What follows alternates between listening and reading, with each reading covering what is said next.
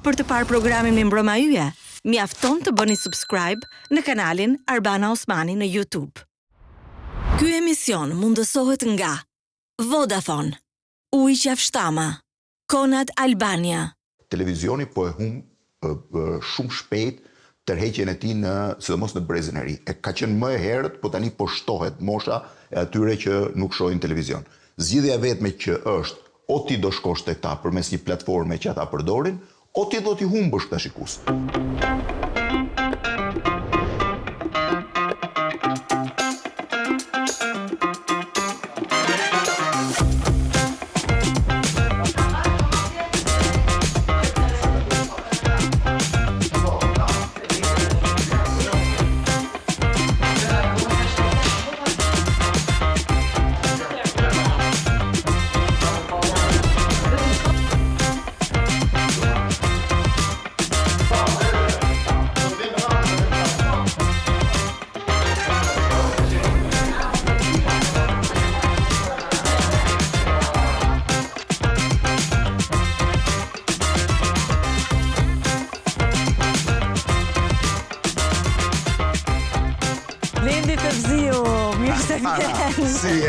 Si kalon, mirë, si ke qenë? Po pas ke gjetë të vend këtu. Shif ke përballë, po Petrela ku është? Petrela është atje? Është këtej. Ja ku qen ka, u duka, kalaja. Ja ku është Petrela. Ishte vështirë të gjejë një vend pa ndërtesa të tjera afër. Pra tani janë rezidencat që janë vilat. Me kalimin e kohës më pak më rrallë do bësh shofësh jeshil në Shqipëri. Absolutisht. Ti je i lidhur me natyrën, Blendi? Ja. Jam i lidhur, në përgjithësi më pëlqen këtej. Më pëlqen, po kam përshtypjen më shumë jam i lidhur me historinë sesa me natyrën. Më shumë me historinë. Nuk je nga ata që ka një kopësh dhe kujdeset për tomatet e për karrotat.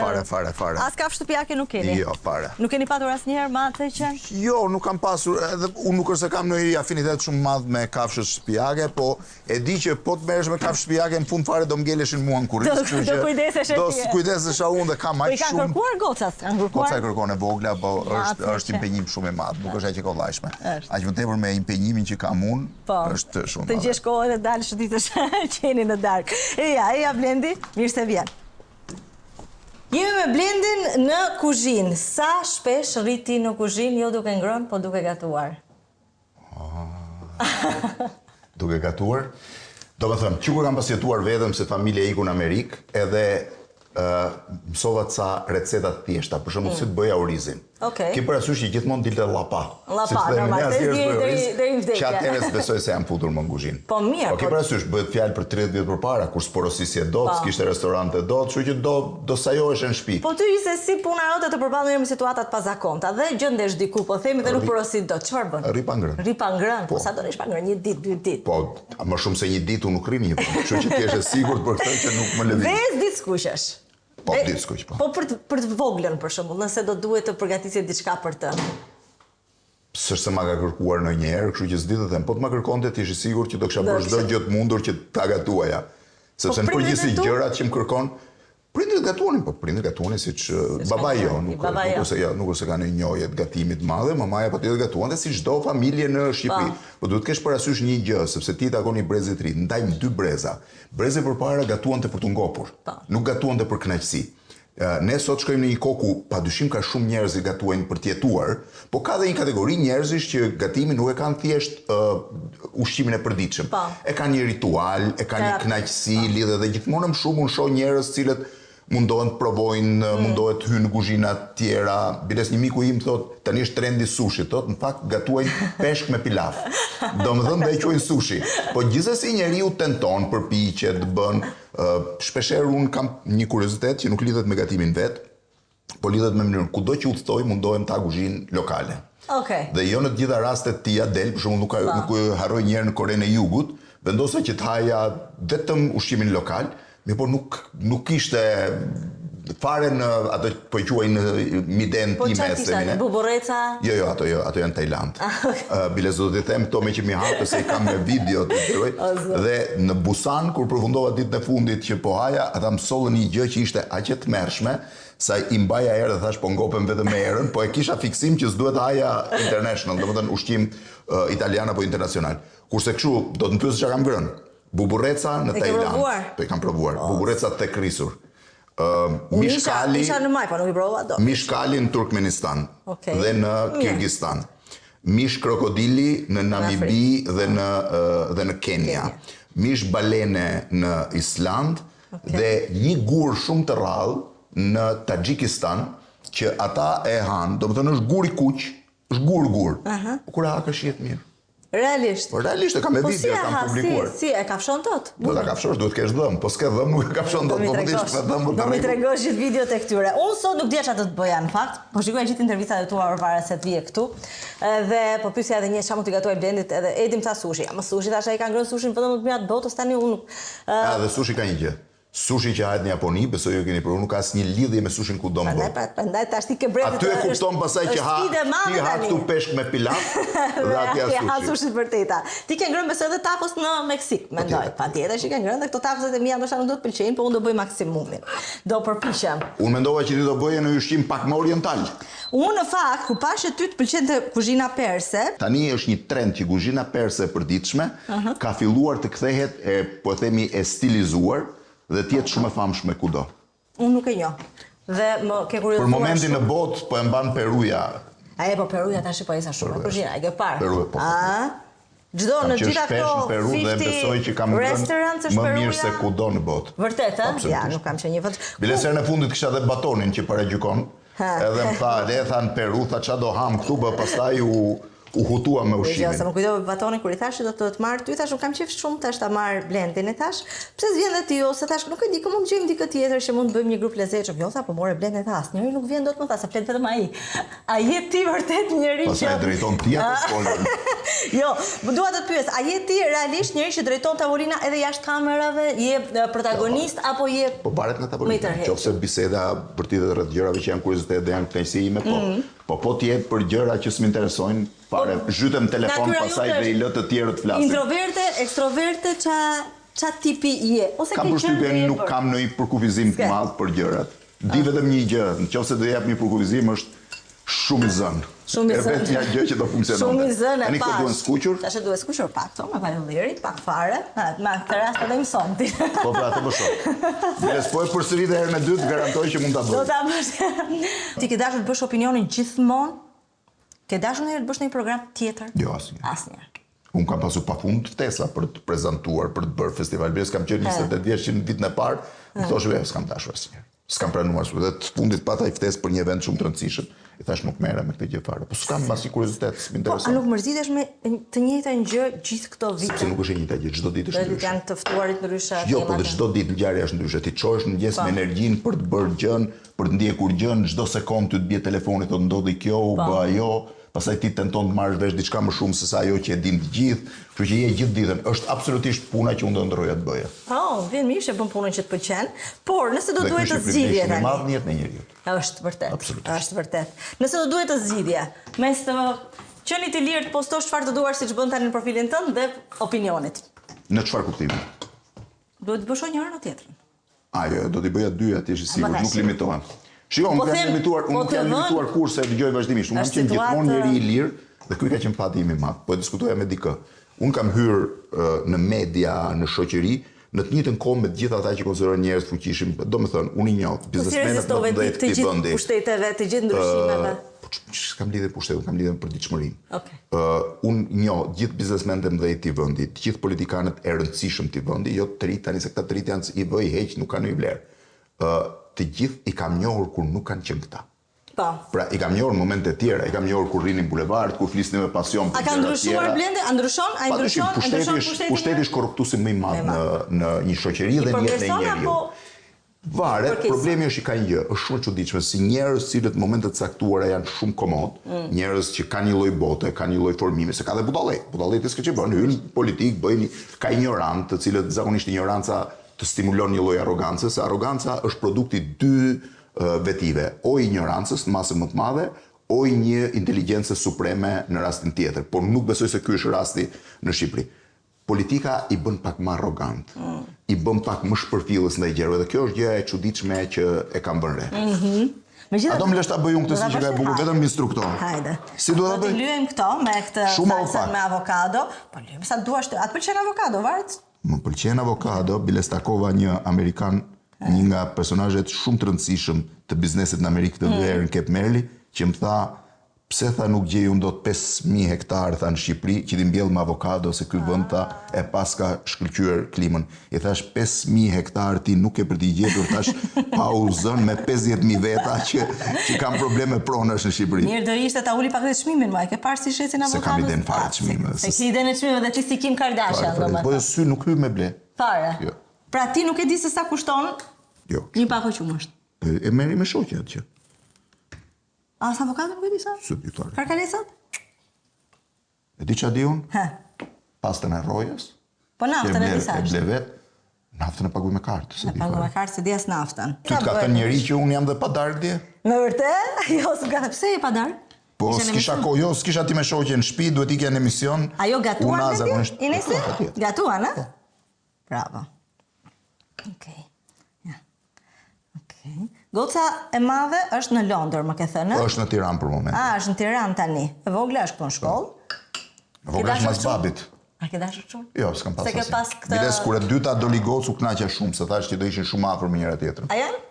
Janë, po kanë diferenca aq të madhe në moshë sa nuk kanë xhelozi me njëra tjetrën, po e vogla e shef të madhen pak si megjithatë kënaqet. Para 2 ditësh më mori e madhja, po unë isha ndërkohë në telefon në një platformë tjetër. Ja. Edhe nuk ja hapa telefonin.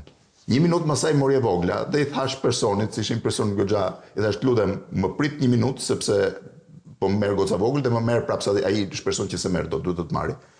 Dhe ju përgjigja dhe e madhe më tha, po mua s'mu përgjigjet voglës, edhe ajo dha një ulërim, babi mua më përgjigjet, aty s'përgjigjet. A besoj që prindërit kanë një fëmijë të preferuar? Pa absolutisht, pa dyshim, pa diskutim. Do të thënë ka shumë veta që thonë unë kam njësoj, gjithmonë njeriu prindi lidhet me një fëmijë më shumë, mund I do të dy njësoj.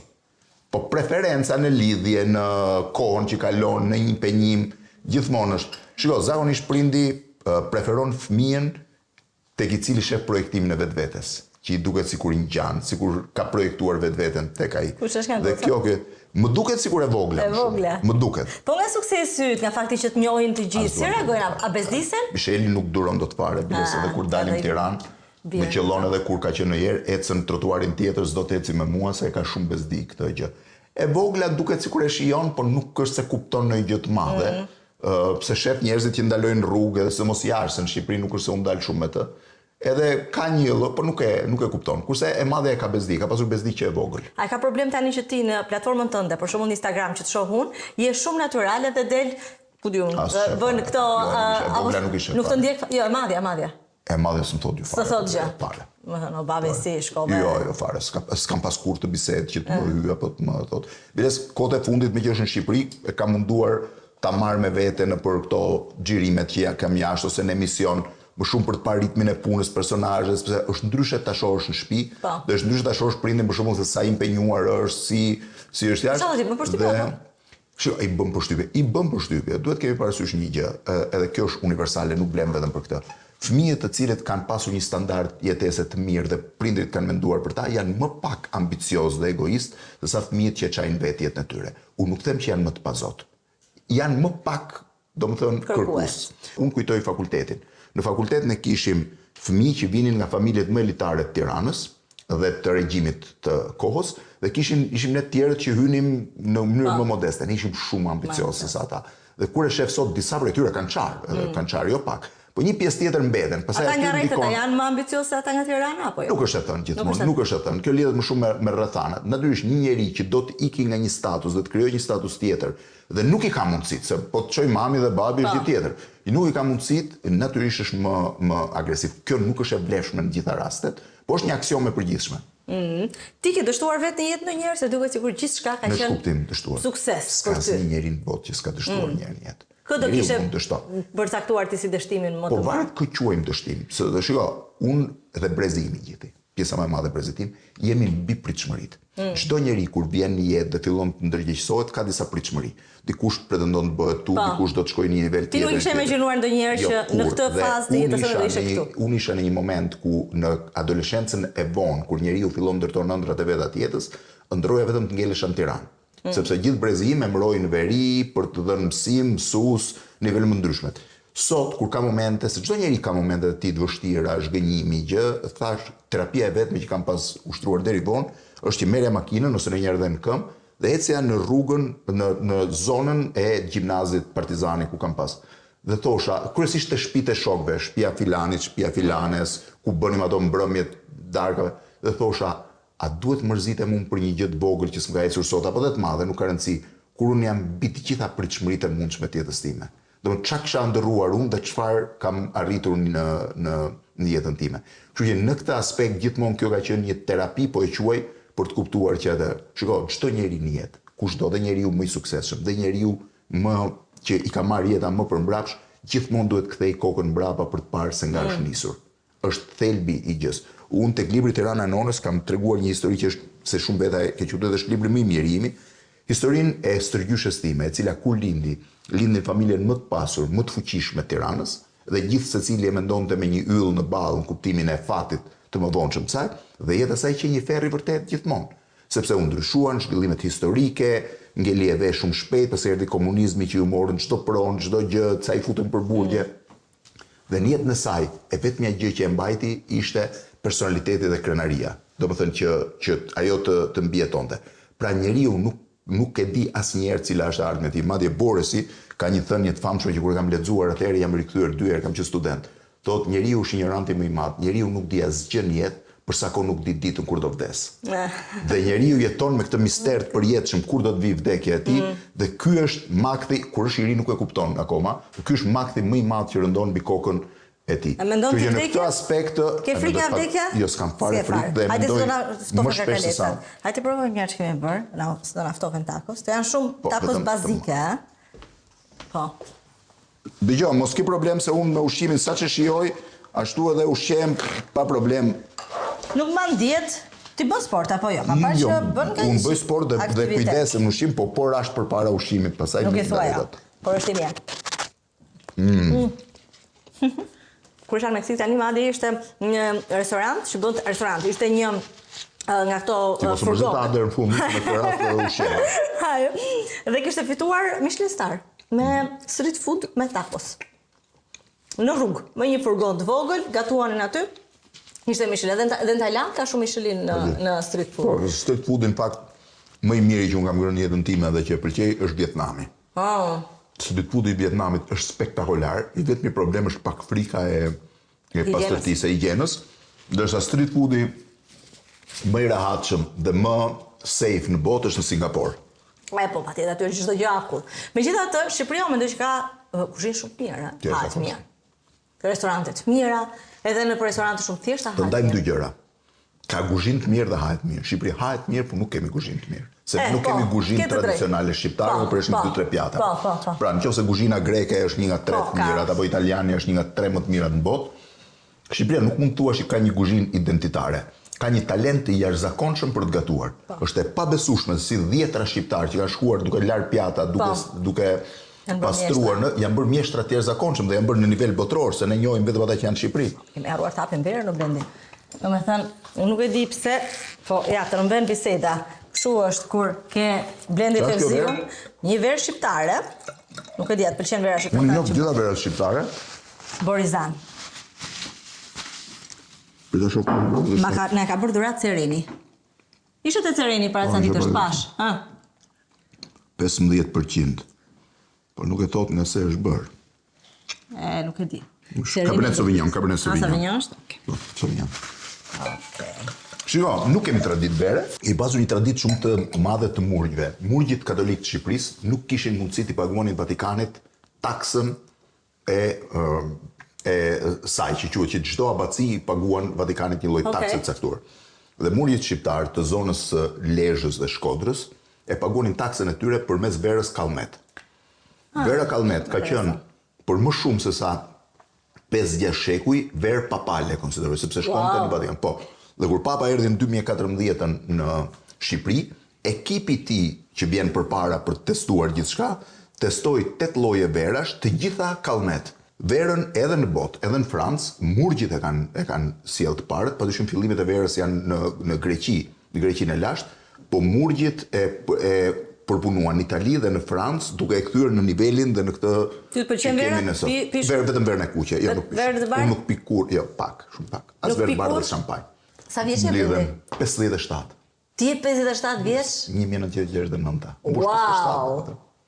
Po nuk dukesh për 57. Po se tani kjo, dëgjoj, njerëzit tonë që dukja nuk është jashtë, është brenda. Njeriu si ndjen. Si ndjesh? Shikon, njeriu Domethënë për 3 vjet bën 60, ma 60 na duket që janë shumë të vjetër njerëzit.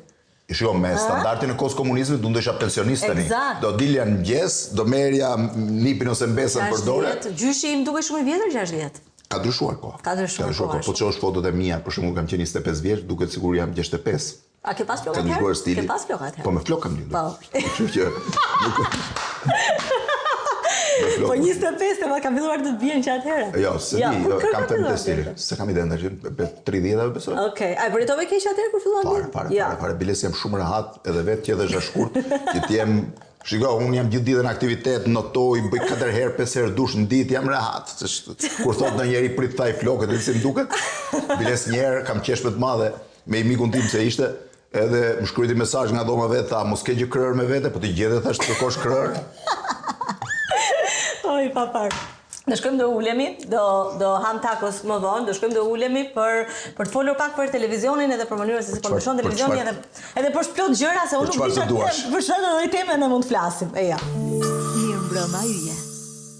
Blendi, e kishe menduar ndonjëherë që në 2025-ën nga televizionet do vijej, mund të xhiroj në një shtëpi, mund të bëj një emision në shtëpi dhe e uploadon në platformën tënde online dhe s'ke nevojë fare. Ka ndryshuar, është komplet një botë tjetër. Domethënë, është një botë shpeshherë ende sot një pjesë e madhe e shoqërisë shqiptare nuk e kap dot, nuk e kupton dot, nuk e ndjek dot, por zhvillimi i teknologjisë po ecën me hapa të jashtëzakonshëm. Ki parasysh që 20 vjet përpara ti kishe 20, 30, apo them 100 gazetarë që dominonin opinionin publik, që informonin për çdo gjë, mbanin vëmendje për çdo gjë. Sot kjo vëmendje është relative dhe shumë prej gazetarëve nuk po mësohen dot me këtë, që nuk janë më ata pikat kryesore të referencës, sepse sot informacioni të vjen kudo, po hyn rrjetet sociale, nuk po hyn natyrisht. Është i pa çekuar, domethënë i pa verifikuar, shpeshherë mund të jetë i manipuluar, shpeshherë mund të jetë fake, por në thelb aksesin në informacione kanë të gjithë. Nëse përpara për ngjarje të mëdha duhet ishin 2-3 gazetarë që informoheshin dhe pastaj e sillnin për publikun, këtu sot je online. Edhe po flas për zhvillime botërore se Shqipëri po. Kështu që kjo ka ndryshuar një herë raportin me gazetarinë, e dyta ka ndryshuar raportin me teknologjinë. Është ajo që ne tham, ti sot uploadon në platformën tënde, ti sot mund të kesh një media one man band, pra duke e bërë komplet vetë në kuptimin, nuk po flas për staf rrishu. Ndërkohë që përpara duhet ishin strukturat mëdha, televizione, por natyrisht kjo ka ndryshuar pak dhe konceptin me të vërtetën. Ku i shikon lajmet? Nëse do të marrësh vesh çfarë ka ndodhur, ku i shikon? Varet nga lloji i lajmit. Zakonisht unë kam burimet e mia të informacionit dhe funksionoj me telefon. Domethënë në momentin që shoh lajmin, bëj një check me telefon te 1-2 persona që unë konsideroj që kanë lidhje me lajmin kur bëhet fjalë për lajm shqiptar. Kur bëhet fjalë për lajmet nga bota, mundohem të referohem 3-4 burime duke pasur parasysh dhe afiliacionin që ata kanë me lajmin, domethënë se ti nuk mund të shohësh lajm për Trumpin dhe CNN-i, se dihet, as nuk mund ta shohësh atë Fox News, kështu që mundohesh shohësh. A është në Shqipëri kështu ti nuk mund të shohësh një lajm për Shqipëri është dhe më keq, pa diskutim. Shqipëri është dhe më keq, Shqipëri është dukshëm domethënë ka ndryshuar gazetaria. Shikoj, përpara gazetaria kanë qenë njerëz më me personalitet dhe politika, kanë qenë njerëz që rezistonin. Sot vërej ka një autocencurë të frikshme nga njerëzit vetë, kanë shumë frikë nga pronarët e televizioneve. Një gjë që s'duhet ishte në fakt, sepse gazetarët sot duhet të kishin më personalitet dhe dyta mundësitë sot janë më të mëdha. Nëse para 15 vjetësh po të hiqnin nga puna s'kishe ku shkoje, se aq ishin 4 media, sot ti ke mundësinë të shkosh të futesh në platformën tënde, të bësh apo të shkosh në një media tjetër. Ja, nuk e di pse është krijuar. Kjo është çështje psikoze. Më ndodhi para 3 ditësh që dikush më tha për një rast që më kanë thënë mos u merr me qeverinë, e verifikova se më duk një gjë shumë banale, dhe si ishte fare e gjë, ishte një çështje që vetë gazetarin kokën e tij kishte ndërtuar një autocencurë. Më ndodh me njerëz që më thonë shikoj mos folti për këtë se mbase mërzitet. Shumë duhet mua kush mërzitet, se kjo nuk ka lidhje fare. Po ty janë mërzitur ndonjëherë njerëz për cilët i ke folur? Kjo që ditën e parë që kam qenë gazetari, ka njerëz që mërziten, ka njerëz që gëzohen, pastaj që gëzohen, mërziten prap. Unë jam mësuar me këtë që s'më bën fare përshtypje. Po të vështirë mos më bëjmë përshtypje as komentet e njerëzve. Ka njerëz që jetojnë me komentet në rrjetet sociale, bën keq. Mua kjo s'më bën fare, përkundërzi më arkton në pjesën më që nuk i shoh, po dhe kur më shonoj gjë, mos u spyes për memet, do vështirë unë i ripublikoj vetëm, duket gallat një gjë. Kam njerëz që kam komplekse nga kjo gjë. Dhe jam mësuar me këta njerëz, jam mësuar të jem përballë, flas me njerëz me peshë për. Si arrihet mos kesh asnjë lloj problemi me memet edhe me komente, edhe me njerëz që çajnë, edhe me gjuhën e urrëties? Përse duhet ta kem? Ç'më interesojnë mua gjithë ato? Më ka thënë dikush një herë, Mua më intereson, unë mund të shqetësohesh në qoftë se 5-6 veta që i konsideroj njerëz me një gjykim të fortë dhe me peshë dhe që i quaj independent në mendimin e tyre, mund tonë që kjo gjë seci mirë apo keq. Unë kam besim tek ata. Po pjesa tjetër se çfarë mund të mendojnë njerëz, ka si lloj rëndësie, pa të njerë një prezantuese emisioneve të mbasdites që si e kaq kështu se unë dua që njerëzit më duani, thash unë dua njerëzit më shohin, se për dashurinë e njerëzve ti se vetëm të mjafton dashuria e pak njerëzve të afërt dhe njeriu kënaqet me ata, ti nuk mund të shpërndash dashurinë në gjë. Ti ke një misioni yt, ti je i shikueshëm, shpërndash platformën tënde, nuk është unë nuk jam as prift as hoxh, domethënë në një kuptim. Jam gazetar, mundohem të informoj, kam platformën time, kam ambicjet e mia në një kuptim, po nuk shpërndaj dashuri. A vjen keq kur të konsiderohen bloger? Pash një intervistë me kryeministrin, i cili e tha si batut dhe më bëri përshtypje që nuk reagove. Kisha menduar se kisha reaguar kur tha një kolege jote blogere. Jo, se kam bërë këtë. Se ke bërë? Vërtet? Po çfarë do të thënë bloger? Është e keqja apo e mirë? Nuk e di. Blogu është një platformë vete. Siç ke televizionin një platformë, ke blogun një platformë, ke podcastin, po them një formë ngjashme një platformë, ke rrjetet sociale një platformë, varet ku njeriu e gjen veten. Domethënë shiko, çdo gjë në botë ka vështirësitë e saj. Fillimisht kur doli njerëzit ishin mësuar me makinën e shkrimit. Kur doli kompjuteri, shumë prej gazetarëve, sepse unë kam qenë i ri dhe në atë kohë akoma e kam dëgjuar, sidomos në zonën e Italisë ku ne shkonim shpesh, thoshin që nuk mësoheshin dot me kompjuterin, thoshin unë do vazhdoj me makinë shkrimi se mësuar. Ti nuk e ndal dot teknologjinë.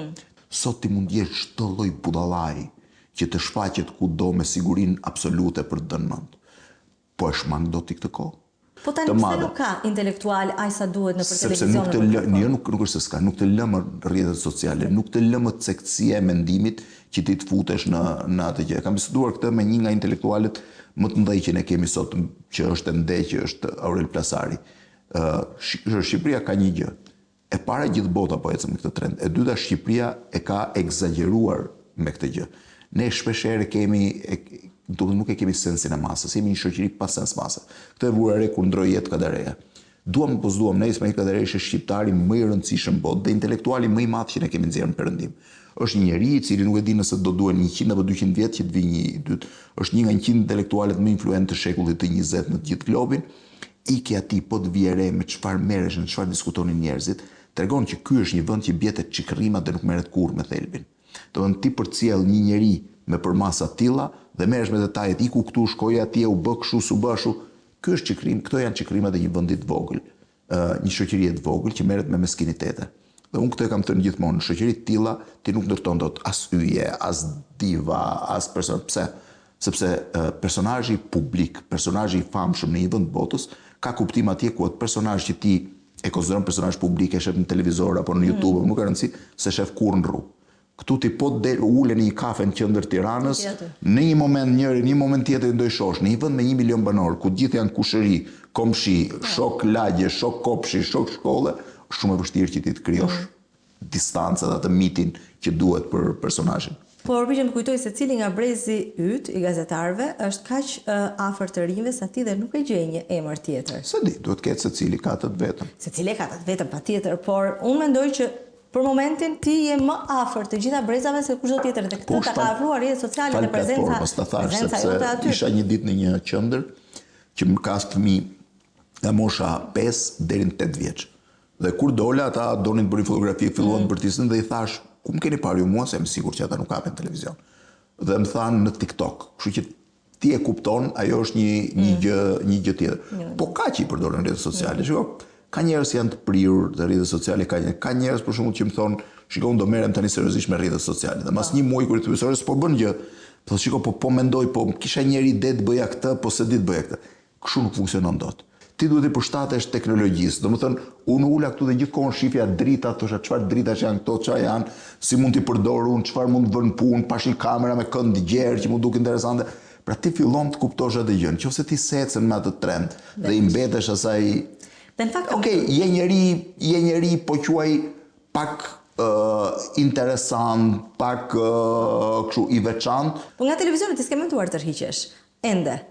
Shiko, për sa kohë unë bëj, unë kam pasur një raport me veten time, një gjë është e brendshme imja, nuk besoj se kam thënë ndonjëherë. Kam vendosur që ditën që do të çojmë mëngjes do të them kush shkon në punë. unë do të rriqja. Dhe këtë kam bindje absolute. Unë akoma çohem gjithë energjinë mëngjes për të bërë punën, për të parë si do jetë emisioni, kush do jetë të ftuarit, si do jetë, si do ta bëjmë më mirë. Shpeshherë emisioni ndron 1 orë përpara emisionit, ndron komplet paneli sepse ka ndodhur një ngjarje që ti e ke marrë emisionin që në mëngjes. Befas nga ora 4 ti fillon të kesh ankthën se mos ajo që ti ke ndërtuar nuk është ajo që po flitet më shumë. Ka qelluar fiks 1 orë para emisionit, jo 1 orë, po 35 minuta është emisioni, i kam thënë ne do ndrojmë komplet emision. Unë besoj që kjo e ka bërë të fortë opinionin më fortë ndoshta. Tani problemi kryesor i kësaj është që ky është pasioni im dhe unë e bëj akoma me shumë qejf. Televizioni është një platformë jo e pa rëndësishme ende, por nuk është më ai që ka qenë. Dhe njerëzit nuk janë ata që kanë qenë. Por edhe këta njerëz nuk i drejtohen më atyre shikuesve që kanë qenë. Jam i bindur që gjyshja jote, mamaja jote janë shikues shumë më kritik dhe më selektiv se sa shikuesit e sotëm. Kështu që ti detyrohesh të shkosh me ritëm regjis. Ditën që unë do mërzitem, pra që do shoh që nuk shtyhet më, që nuk e bëj më gjën, unë do të një punë të madhe me veten. Pse? Shpeshherë në studio unë fus njerëz që mundohen të tregojnë gjëra që unë i di shumë mirë. I di shumë herë më mirë se ata. Dhe e kuptoj se sa herë ton gjërat pa vërteta. Shpeshherë unë fus njerëz që s'kan gjysmën e formimit tim dhe i dëgjoj kur flasin që thon budalliqe nga më të çuditshme. Ti duhet pranosh këtë gjë që ti je moderator aty. Ti nuk je njeriu që duhet t'ju ndërhysh në gjën e tyre. Kjo është gjëja më e vështirë që njeriu ka. Rim këtu sepse dua të pyes për të ftuarit që ti ke patur në këto, më shumë se 25 vite janë për të opinion. Janë 97 apo 29. I ftuarit që vjen gjithmonë me vonesë. Marku. I ftuarit që të ka bërë të qash. I ftuarit, shiko, zakonisht kanë qenë këto momente të luftës Kosovës. Ato kanë qenë momente shumë tronditse. Do të thënë, është e pamundur kur kam pasur të mbushen dhe tani syt me lot. Kam bërë një emision në Pallatin e Sportit. Pallati i Sportit ishte i gjithë i mbushur me shqiptarë të Kosovës që kishin ardhur nga rruga e Kukësit me traktor ose me çfarë mundin. Kishin bërë 12 orë rrugë, nuk kishin ngrënë rrugës, se nuk kishte asnjë restorant të rrugës në vitin 99 kur vije dhe s'kishte mundësi. Dhe unë vendosëm to dritat, kamerat, gjërat, fëmijët rrinin aty dhe befas një fëmijë erdhi dhe më tha, "Ke ndonjë gjë për të ngrënë se nuk kam ngrënë." Ata nuk kërkonin dhe pse ishin pa ngrënë. Nuk po mbushesha dot me frym. Shoferi i ambasadorit të OSBE-s, Dan Eversit që ishte aty, iku dhe solli një gjë të vogël, çfarë kishte në makinë. Edhe në ato moment, mbasi mbaroi emisionin, po flisnin sa vet, nuk mund mos i mbaje dot lotët. Flisnin, ishte një gocë që kërkonte babain. Ishin njerëz që nuk dinin ku kishin të afërmit e tyre. Shiko, flasin për luftë. Lufta nuk është ajo që shohin në televizor. Unë kam vizituar pothuajse çdo vend që ka qenë luftë.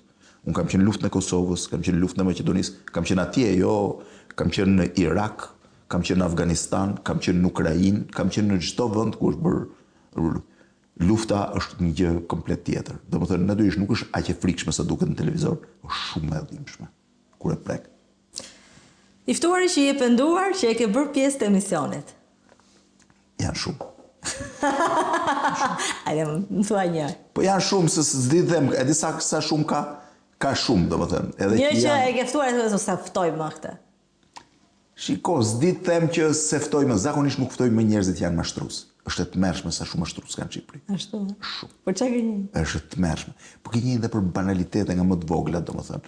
Nuk e di pse njerëzit kanë një kulturë të gënjyerit, domethënë mos i rrit vërtetës, po gënje. E ke vënë re që nga njëre kapim veten dhe vet duke tentuar të justifikohemi me një gënjeshtër të vogël, u vonova se ishte kjo. Në fakt ishte ajo bare, po pse do thoj vonova dhe mbaroj. E kupton? Është një shoqëri që kemi frikë nga gjykimi edhe. Jo, ka mbi thelb është shoqëri e pavërtetë. Unë mendoj që këtu kanë ndikuar dhe vitet e komunizmit, ku ti gjithmonë s'duhet të thoshe të vërtetën. Imagjino, unë kam thënë edhe një herë, edhe kjo është një tezë që shumë veta më acarohen kur ju a them. Ne jemi sot në një brez i cili është rritur në vitet 70-80. Ky brez e dominon Shqipërinë. Këta janë politikanët më të rëndësishëm që kanë kryeministrit gjithë, këta janë biznesmenët më të rëndësishëm vend, këta janë njerëzit më influent vend. Ky është një brez që është rritur në hipokrizi totale. Ky është një brez i cili dilte nga shtëpia dhe na thoshin ne jemi vendi më i lumtur në botë, dhe ne thoshim po jemi më të lumtur në botë. Të dyja palët e dinim që gënjenim njëri tjetrin. Ne me njëri tjetrin thoshim ky vend është skëter.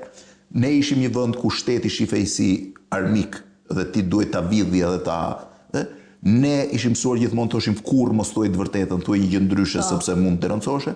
Do s'do në psikologjinë e këtij brezi, në ADN-n e këtij brezi ka lënë gjurmë kjo hipokrizi. Dhe unë them gjithmonë që zhvillimi më normal i Shqipërisë, edhe pse ky brez ka sakrifica të jashtëzakonshme dhe kontribute spektakolare për zhvillimin e vendit, normaliteti do të vi kur ky brez mos jetë më dominant në jetën e Shqipërisë. Dhe unë jam pjesë e këtij brezi vetëm, mos nuk distancoj veten nga këto. Këtu e pas, kam i ftuar që ka gënjur më shumë? Politikanët. Politikanët? Po, absolutisht. Me qetësinë më të madhe. Po dhe thonë, dhe më e bukur është që fillon publiciteti dhe thonë, shiko, mos u mërziti se tani duhet thënë këto gjëra. Të majt apo djathët? Bashkë gjitha palë, nuk ka një diferencë madhe të mes, fare. I ftuari zakonisht gjithmonë gënjejnë kur shkojnë pushtet. Kur shkojnë pushtet, po patjetër. I ftuari më i vështirë që ke intervistuar. Vështirë si intervistë pastaj to 3 personazhe kanë Berisha, Nano, Rama kanë. Të tre janë vështirë. Të tretë vështirë sepse janë njerëz sfidantë nga natyra, Nano ishte ironik, Berisha është këmbgulës. Po më parë Shivina, e patet vështirë Blendi? Jo, fare, e para një unë kam jetu në kohën e parashqevisë, se duhet ta intervistoj dikush që njeh dhe kontekstin në cilin ajo është. E dyta, unë nuk shkova për ta intervistuar dhe ne kemi intervistuar atë me një DJI Mini Pocket dhe me një aparat sepse nuk donim t'i krijonim përshtypjen që po intervistonim.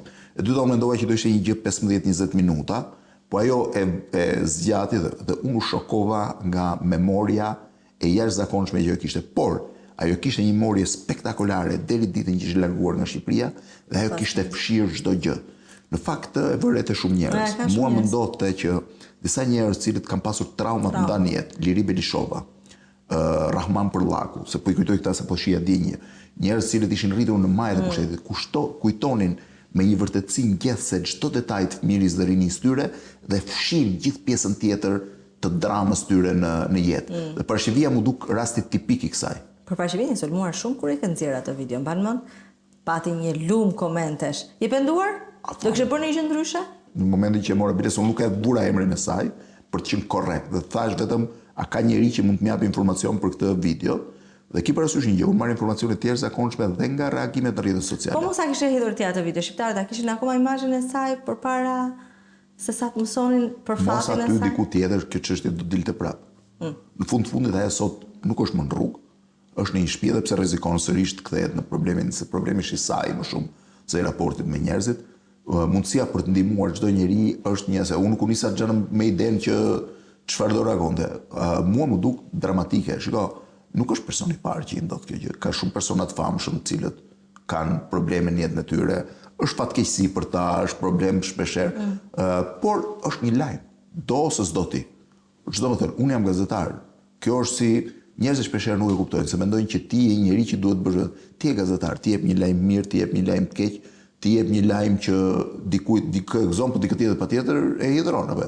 Ti jep një lajm për një vrasje, para sa ditësh një vrasje, ti jep një lajm për një vrasje, si gëzon gjithë. Gazetari është i ftohtë nga natyra, nuk ka gazetari emocion. A përfshish nga emocionet patjetër se njeri je, po gazetari në lajm duhet të jetë i ftohtë. Okej. I ftuari më i pasur që ke patur? Pasuri në lek. Pasuri në lek, po. Po besoj zakonshmit, Zamir Mane, Bexhet Pacolli. Kë kam pas. Nga këta kush të impresionon ty më shumë? Kush të pëlqen më shumë? Janë prototipat ndryshëm, një gjë është e vërtet, që njerëzit më të pasur në vend janë njerëz të formuar. Janë të formuar. Absolutisht, po. Nuk janë rastësisht të pasur. Nuk janë rastësisht, janë të formuar. Bexhet Pacolli është njëri i formuar, Zamir është njëri i formuar në të. Qofse ti ulesh dhe flet, duhet përdorësh gjuhën, destanët janë njerëz shumë të formuar në atë të tyre. Vjen një moment që nëse ti nuk ke pasur formimin e dur, bllokohesh aty dhe duhet ta vazhdoj dikush tjetër biznesin. Kështu që në përgjithësi kjo është karakteristikë. Ti je marrë me biznes? Je marrë me biznes? Ja, drejt për drejt, asnjë. Ja. S'ke dashur? Janë ndjer mirë me këtë. Shikoj, unë mund të kisha bërë biznes, do kam pas mundësi të jashtëzakonshme. Unë e kam shumë pasion këtë punë që bëj. Biles jam thënë të tjerëve që në fundit unë jetoj shumë mirë, bëj një jetë shumë mirë. Kur je person publik jeta është gjithmonë e mirë, në kuptimin në raport me personat e tjerë, mos themi prallë gjë, nuk kam pasur ambicie për atë gjë. Po a mund bëhesh i pasur me këtë punë në Shqipëri? Po. Duke qenë gazetar. Po, padyshim, rrogat e mia kanë qenë shumë të larta dhe janë deklaruara, janë rroga që ti mund bësh jetë shumë të mirë, jashtëzakonisht mirë, por ka një gjë që afatgjatë, problemi ndahet këtu. I pasur është njeri që dhe ditën që e lë punën nuk bie në standardin e tij të jetesës. Nëse unë do ta lë punën, natyrisht do reduktohet shumë gjëra në standardin tim të jetesës. Do jetoj prap, por nuk mund të kem të njëjtin gjë. Këtu ndahet pasuria. Pra për sa kohë ti jeton me të ardhurat e tua dhe ke ngritur të standard tjetër, se unë edhe pa këto të ardhura me pronat që kam, mund të jetoja shumë mirë, më mirë se njerëz zakonshëm. Po flas me këtë standard që kam ngritur sot, ditën që lë punën nuk do jetoj më. Padyshim. Kështu që këtu ti nuk je më i pasur. I pasur është njeri që pavarësisht ndryshimeve nuk bie në standardin e tij. Dhe thash, pasuria është gjithmonë relative. Për njeri që çohet në mëngjes, që bën sakrifica, që merr një rrogë 600, 700, 800.000 lekë dhe ka për të mbajtur familje e tjerë, absolutisht jam shumë i pasur. Për njeri që bën një xhiro prej 1 milion, 1,5 milion euro në vit që janë biznesmen të zakonshëm në Shqipëri, jo të mëdhej, ti je asgjë, domethënë pa konsiderueshëm. Kurse për një biznesmen që deklaron 20 milion të ardhura fitime neto në vit dhe në Shqipëri nuk janë pak të tillë, ti je asgjë fare. Kështu që koncepti i pasurisë është gjithmonë relativ. Problemi është tjetër. Problemi është sa ti paqtohesh me veten tënde në çdo rrethon. Domethënë, a është pasuria gjëja që të impresionon më shumë fare? A kemi ne momente të caktuara të jetës tonë që të kap kjo ideja e një lloj vaniteti, e një lloj tundimi? Po kalon shumë shpejt. Domethënë, ti mund të jetosh mirë, pse? Sepse unë kam pasione dhe njerëzit e përbërë nga pasione e rregullojnë jetën e tyre. Mua m'jep një kënaqësi të pafundme të ulem të lexoj të një libër. Unë nuk çaj kokë fare se shkoj në restorant mirë apo ulem në një bujtinë apo në një gjë ku tjetër dhe jam po aq komod në gjë. Ti nuk e. Më thoshte një ditë Altin Prenga i Mrizit Zanave i gjë që më bëri shumë përshtypje. Tha, dhe këtu fillon kompleksit e njerëzit. Tha, shumë veta që vinë në këtu në restorant, ka një pjesë janë shumë komod, kënaqen, shkojnë te 10, mundohen. Po ka një pjesë shumë të madhe që fillojnë thonë, ç'është kështu, mbanera bajga, dhe ju them ju në fshat vini. Dhe më tha, 99% këtyre që bëjnë teka kanë lindur në fshat vetë dhe kanë jetuar në fshat. Dhe kanë këtë kompleks ndaj gjës. Unë se kam kompleksin të ulem kudo, të jetoj kudo, unë jam ulur në tavolinat nga më të rëndësishmet që mund të gjesh, jam ulur me personazhe nga më të rëndësishmet dhe mund të rri me këdo, mund të rri me një kpucar, mund të rri me një shkrijem me dyra, mund harxoj kohë te një orë në drejqës që kam mik, shkoj në një herë kur kam kohë, tani s'kam më kohë për të parë, pra unë kam pasione. Mua leximi i librit më jep një kënaqësi që s'ma jep një gjë tjetër. Ulem të shoh një film, flas me Thelm, më jep një kënaqësi që s'ma jep gjë tjetër. Unë do i gjej pasionet e mia për të jetuar. Se njeriu mësohet, duhet të kesh parasysh një gjë. Unë i takoj një brezi që unë kam udhëtuar për herë të parë jashtë me $20 në xhep. Unë kam fjetur në rrugë, në një kuptim. Unë kam ngrënë çka kam mundur. Unë nuk blija një sanduiç se ishte sa rroga 15 ditë në nëstim dhe më duke i krim që ta ka përceja se një. Një njeri i mësuar i tillë nuk çan më kokë, nuk ka më frikë nga asgjë. I ftuari më i pabindur. Ftuari më i pabindur. Më i pabindur. Pusho. Ajo, ai ishte moment, jo. Ai thuari të pabindur Bushati ka qenë gjithmonë nuk bindes. Bushati, nuk vështirë për të ndërprerë. I ftuari më frymëzues. Ismail Kadare, po diskutojmë. I ftuari që ke bërë më shumë mik. Mund të më japësh edhe një të drejtë këtu të shtoj dhe mbretëreshën Geraldin. Ato dy bash. Ato dy bash. I ftuari që ke bërë më shumë mik. Apo nuk bën miq nga emisioni? Jo, unë emision zhvishem nga miqësia kur hy brenda. Ky është keq kuptimi më i madh që kanë shumë veta. Që thonë, po ti e ke mik të kur hyn në emision nuk e ashtu atë gjë. Po është dikush që pastaj ke bërë mik pasi ke njohur në emision e ke ftuar. Jo, kam shumë. Kam shumë, po padyshim kam raporte miqësore me një pjesë të madhe. I ftuari që pas emisionit nuk të flet më. Jo, s'ka asnjë që s'flet. Që s'të flet.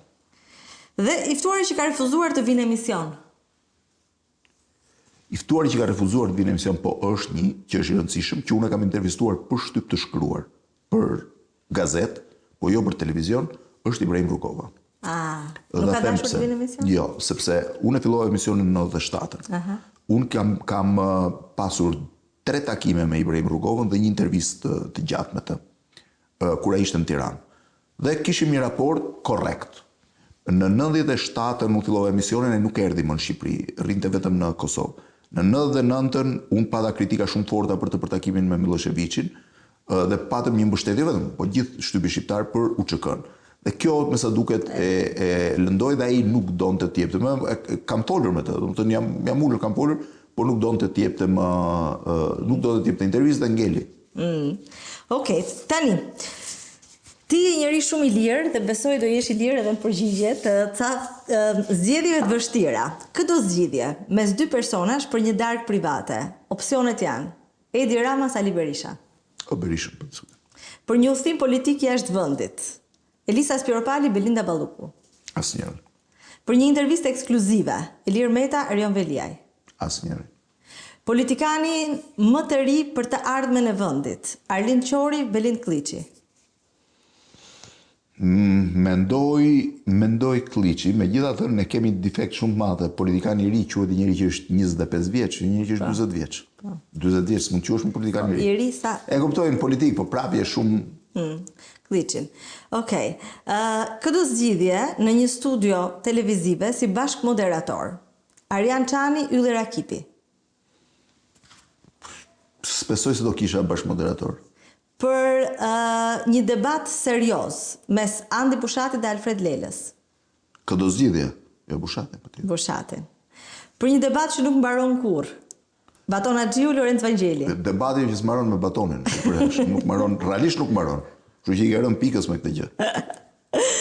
Edhe pse batoni ka i gjë, e ka me intro debatin, se pastaj futet në një gjë tjetër, në një pikë tjetër edhe ngatrohet debati. Për një investigim. Do bësh një investigim. Artan Hoxha, Klodiana Lala. Të dy janë interesant, po Artan Hoxhën ka një periudhë më të gjatë kohë dhe mbulon ca ngjarje që Klodi nuk i ka jetuar, që janë pjesë e jetës time. Pra, e ke parasysh është bashkëmoshatari yti, bashkëudhëtar më i gjatë, po të dy janë shumë të mirë për investigim. Për një udhtim. Ermal Mamaçi, Marin Mema. Besoj Marinin sepse është më afër stilit tim të udhtimit. Dhe loja fundit është e fundit me këto pulsantët, kjo ka të bëjë me shpejtësinë. Tani ti bën çdo gjë shpejt në jetë. Shumë shpejt. Shumë shpejt. Tani jo dita, po shpejt. Që mos më hyrë në dita pyetje.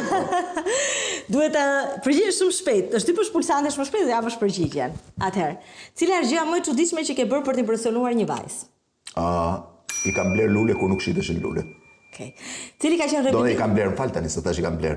Shkova i mora tek Ku i kpute? Te sera e komitetit ekzekutiv që ishte, mi mori njëri, u desh të bëja, po atë koha që ishte. Bëhet fjalë për vitin 1991, duhet kesh parasysh. Sa vjeç ke qenë në 22. 22, okej. Atëherë nuk ekzistonin lulet si koncept. Po. Fare, nuk dhurohej lule. Po ti Jo, i kishe lexuar. dyqane. I kishe lexuar. Pse duhet të dhuroje lule? Ku i ke lexuar? E kisha diçka nga Ana Karenina. Okej. Dhe më kishte ngelur në mend, po kisha lexuar shumë vite më parë. Vazhdo. Cili ka qenë rebelimi më i madh në adoleshencë? Ikja nga shkolla. Nëse nuk mund të flesh mes natës, çfarë bën? Lexoj, sigurt. Pjesa e preferuar e trupit tënd? Pjesa e preferuar e trupit tim, këmbët për të vrapuar. Dhurata më e shtrenjtë që i ke bërë gruas? Dhurata, putja e parë. Pse e shtrenjtë? Është gjëja Ku ka qenë? Ka qenë 1998. Okej, në çfarë vendi? Ka qenë makinën time. Si jeni njohurit të dy? Është histori interesante. Unë e kam njohur, ai ishte shoqe me një këngëtare të re në atë kohë, që unë e njihja, dhe pa të ardhur tek parkurinia ku rrinim ne. Unë e njohfa aty një 2-3 ditë, pse e kisha humbur, nuk më kisha edhe pash një ditë në rrugë në Tiranë në 97 dhe pyeta kush është tash kjo. Pastaj më thanë është filani e ti e man mend ka qenë shoqe filane se Tirana. Aq ishte atëherë. Dhe po doja se s'kisha si, dhe në atë kohë ishte koha që i ndaloje femrat në rrugë, thoshe më fali minutë. Po mirë po se ajo më fali minutë nuk funksiononte. Ndërkohë unë kisha filluar emisionin dhe e mendoja 2 herë të më fali minutëshin, por nuk ecte. Kështu që gjeta një grua që punonte me cilën kisha qenë në një grup që udhtuam në Rusi. Edhe i them të lutem ma thirrën çika të gocën për kafe. Po më tha të thrasun, po duk një palë këpucta, po funksionoj. Diti se kam blek këpucta akoma. Se ke bler akoma ku së shkesit. E ke bërë ti hapin i pari, pra me pak fjalë. Po, diskutim. Po, ajo ra në dashuri pastaj me një herë, apo të desh ta bëje për vete, do me të deri te puthja zgjati, apo ishte gjë e shpejtë? Okej. Ajo nuk do fare që të ekspozohet. Jo, s'ka qef Ka fare. asnjë lloj dëshire se e shikoj. Jo, s'ka fare, as në përgjithësi kështu nuk ka mani protagonizmi. Se ka. Po më mirë, se imagjino dy njerëz me mani dy bashkë. protagonizmin në shtëpi se çfarë do bëhet. Ja, ke përpara të dy dema të 7 majit. Dhurata më e keqe që i ke bërë, që s'ta ka pëlqyer. Këtë do ta them, kjo është shumë e bukur. Në 99-ën shkum për herë të parë në Greqi për të kalu vit në ri. Okay. Edhe ishim një grup i tërë, Aleksandr Frangaj me sapo ishte njohur dhe i Andi Bushati, ishim gjithë Sokol Balla me gruan e saj kohe. Edhe shkuam, unë do rria një ditë më shumë sepse duhet merja vizën amerikane, ambasada amerikane ishte e mbyllur në Tiranë, atëherë duhet ta merja në Athinë. Unë kisha gjithsej, po them kursime një $300, mbasi kishin mbaruar dhe ato që kishin pagu vit në ri e të gjitha. Edhe pash një dyqan syzesh, thash ti blej një palë syze, se syzet bërim duket $100, pra ishin gjysma e gjithë kursimeve që unë kisha mnjan. Edhe shkova aty, i them se shit se s'duaj palë syze, vëri një artist si duket se ku kuptoja edhe e mora një palë Armani, e më si tani. Edhe shkova në Tiranë, nuk theva gjithë qeve, dha syzet, tha, ku i ve unë këto syzet, dha këto janë si për katunar. Thash, kështu që. Dhe që atëherë thash, nuk të sjell më dhuratë, sepse do të thotë ishte një investim që një farë mënyrë, dhe në fakt me dhuratat ka gjithmonë keq kuptim. Vëre shumë njerëz bijnë sillin dhuratat të shtrenjta dhe shumica atyre ripërfundojnë si dhurata prap tek të tjerë, sepse dhurata është një gjë që ti... Po nëse do dikush të të impresionoj ty, çfarë dhurate duhet të të bëj? Ose thuaj libra, përveç librave, një gjë kështu. Shiko, librat nuk i pres dhuratë, se librat në përgjithësi ato që dua i marr vetë. Mua më impresionojnë gjërat që kanë lidhje me një artefakt. Artefakt. Këto janë gjërat që mund të bëhem si fëmijë mbas një dhurate që ka një vlerë dhe mund mos çaj kokë fare për një gjë që mund të jetë shumë e shtrenjtë. Orat e shtrenjta ti i ke qef. Të gjithsesi si gjërat e shtrenjta, gjërat e mira i ke. Kam një problem, unë gjërat që kam qef i ble vetë sepse i dua siç janë vetë. Shumë mirë. Nuk i pres si dikush të mjesh. Shumë mirë e bën, po i ke qef. Nuk është se nuk i ke qef. Se po shikoja një ditë dokumentarin e Beckham dhe ata e sulmonin shumë atëherë, pse ti ble makina shtrenjta, orat shtrenjta. Ai tha me lekën mia, i ble çfarë problemi keni, kam qef. Nuk është se unë jam shumë manjak mas tyre gjërave, domethënë jam më shumë manjak mas udhëtimeve se sa gjërës materiale. Okej. Cila është një gjë që të pëlqen te vetja, po të tjerët nuk e duan? Që flas shumë ndoshta, i marr protagonizmin në herë, ajo që pyet atje. Batoni. Gabimi më i madh që ke bërë si baba? Shiko, nuk kam kaluar kohë me gocën e madhe, ai sa po kaloj me të voglën. Po e rregullon ama, po e përmirëson. Me të voglën po gjithsesi nuk kthehet më mbrapsht koha me gocën e madhe. Ti si baba, si po ja del me teknologjinë dhe me obsesionin që fëmijët e ditëve të sotme kanë me screen time-in? Unë kam një parim. E kam diskutuar edhe me të shoqë, kam diskutuar me të tjerë. Unë mendoj që njeriu mbi një moshë caktuar, pra fëmia kur shkon 6-7 vjeç, absolutisht duhet lënë autonom që të formohet vetë. Unë kam qenë njeri që në moshën 11 vjeçare jam shkëputur nga familja dhe kam jetuar pothuajse vetëm, me stërgjyshe që ishte paralizuar, me dajin e mamit që ikte dhe vinte në 5, çdo vendim duhet ta merrja vetë, nuk kishte celular, nuk kishte telefona për të lajmëruar familjen, duhet të çojë lajm thirrje një ditë, dhe shumë nga gjërat më të rëndësishme të jetës, po thes moshën 12-13 vjeçare. Unë kam qenë i detyruar të marr duke diskutuar me shokët. Domethënë, ç'a të bëj ose duke mendoj. Nga njëra anë ka qenë shumë e vështirë. Nga njëra anë mund të gaboje, por në anën tjetër të jep të forcon dhe të krijon një personalitet dhe një autonomi në vendimarrje shumë të madhe. Qofse ndoshta ky është defekti më i madh që ne po kemi, se unë shoh akoma gocën e vogël, si të vogël që unë duhet i rri si protektor për t'i plotësuar çdo gjë. Në fakt ajo duhet lënë vetë që dhe unë i kam thënë, lëre të navigoj vetë, lëre të mësohet vetë, lëre të kuptoj çfarë është e mira dhe e keqja. Nuk është kështu. Njeriu është një qenie që është e mbrojtur nga brenda. Ndikimi i familjes shumë i rëndësishëm momentet e para, pastaj njeriu i merr vetë vendimet e veta. Nuk ndodh çfarë do ti bësh, ti ke parë ca familje që i rrin fëmijës mbi kokë duan ta bëjnë, ta modelojnë siç duan vetë, nuk e modelojnë dot kurrë. Pra nëse ajo do të rrin telefon 3 orë, ti e lën telefon 3 orë? Jo, 3 orë jo, sepse ajo ka një agent të ditës saj, por nuk rrin të them çfarë po shef, ku e bëre, ku e çove tani, jo, absolutisht jo. Okej. Kur ke një takim, je gjithmonë në kohë, shkon me vonesë apo më herët? Jo, zakonisht jam kohë, eksakt.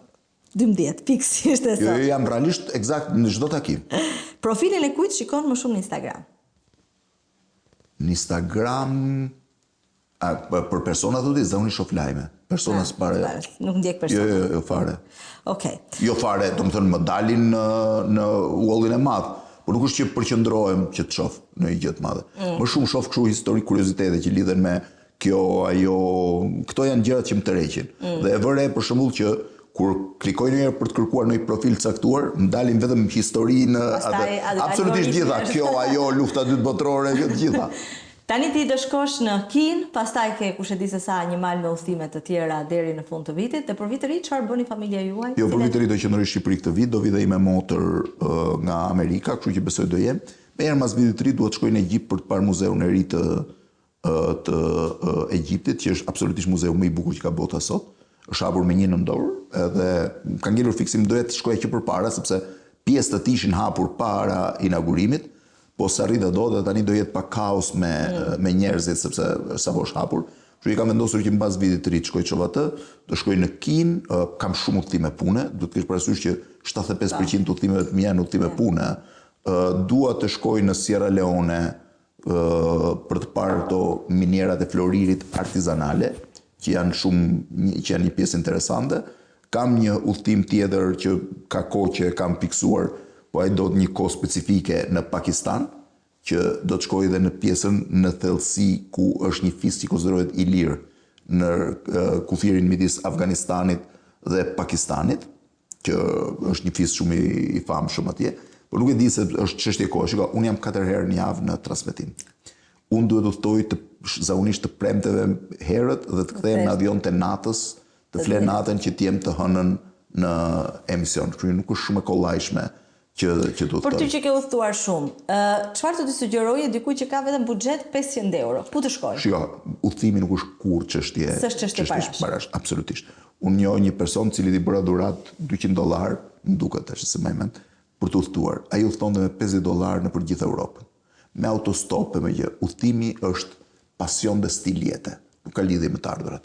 Ti mund të thosh të kesh të ardhura pafund dhe mos u thosh asnjëherë, mund të kesh shumë pak të ardhura të thosh. Unë njoh njerëz që janë super pasionant për udhtimin dhe s'kan të ardhura. Unë njoh njerëz të cilët kanë para pafund të shkojnë nga Milano deri në Rom edhe kthehen. Unë një gjë ju kam thënë të gjithëve, se shoh shumë njerëz që kanë këtë preferencën për këto. Është shumë më shtrenjtë të bësh 3 ditë në Itali sesa një javë në Tajland. Këtë ta garantoj, edhe duke futur dhe biletën brenda të avionit. Mos e shif biletën nga Tirana, shife nga Shkupi. Mos e shif nga Shkupi, shife nga Prishtina. Mos e shif nga Prishtina, shife nga Podgorica. Gjithmonë gjen një bilet më të lirë që ti mund të thosh. Ose gjen nga Milano, se ai segmenti Tiranë-Milano mund të bëhet me Wizit.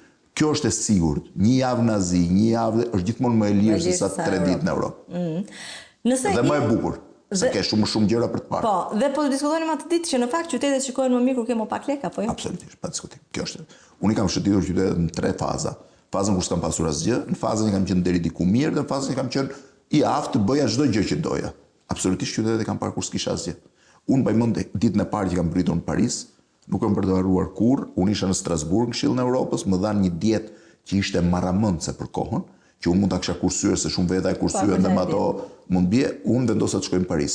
I hipa trenit, shkova në Paris dhe kalkulova që duhet haja një sanduiç në drek dhe një sanduiç me patate në darkë, 2 shishe ujë në ditë, mirë po s'kisha llogaritur lekët e metros. Dhe e kuptova që s'kisha lekë për metro, se duhet të rija pa ngrënë. Mora një hartë dhe më dhanë hartë metroje dhe me hartën e metros unë fillova të vizë gjithë Parisin dhe shëtita gjithin këm. Të gjithin këm, e nde sot. Unë ka vrimat Parisit që i di nga i udhtim i asaj kohe dhe sot nuk i bëjmë. Sot është bërë më standardizuar, shkon këtu, te ky hotel, te ky restorant, është një gjë tjetër. Është pak më e mërzitshme eksperjenca. Absolutisht më e mërzitshme. Ti je i sigurt që njerëzit që kanë më pak mundësi financiare janë më të dëshiruar për të parë. Unë falenderoj shumë që erdhe. Faleminderit, profesor, shpresoj të ketë qenë interesante sepse kam folur aq shumë dhe jam aq e pranishëm sa nga njerëzit. Je interesant gjithmonë edhe uroj më të mirat për ty, edhe për familjen tënde, festat gëzuara. Faleminderit edhe për ju dhe suksese. Faleminderit. Faleminderit ty. Ky emision u mundësua nga Vodafone, Ujë Qafshtama, Konad Albania, Gjotto Karni, Obu Store. Për të parë programin me mbrëma yje, mjafton të bëni subscribe në kanalin Arbana Osmani në YouTube.